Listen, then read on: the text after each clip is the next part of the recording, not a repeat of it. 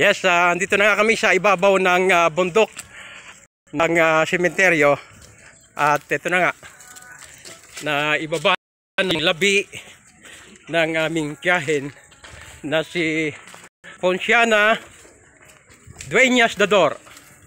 At nandito na kami sa ibabaw ng bundok.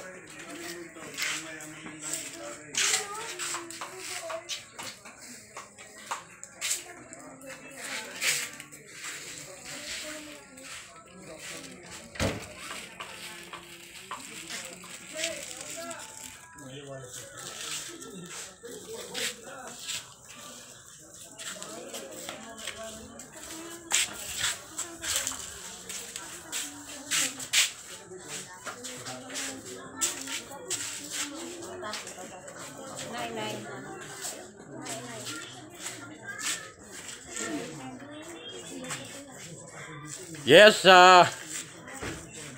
kagalakan sa lahat ng mga namatayan, mga kapatid, mga kamag-anak. May pangako ang Diyos na ang mga namatay ay muling bubuhayin kasama ng mga alagad sa huling araw. May timetable ito kung kailan ito ipapangyari ng Diyos. Ngunit bago maganap ang pagbuhay sa mga namatay, merong magaganap na pag-apiran ng tagapagligtas ng kahirapan ng kanyang bayan na walang iba kundi si Jesus Christ na Pangulo ng Iglesia.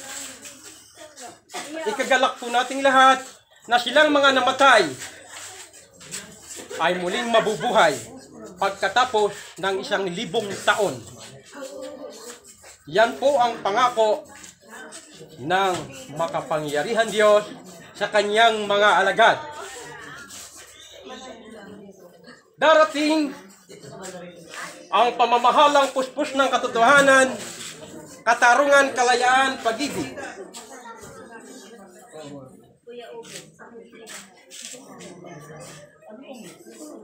Yan, at maraming salamat. Thank you for watching. Mabuhay po mga minamahal kong mga taga-subaybay. Please like and share po.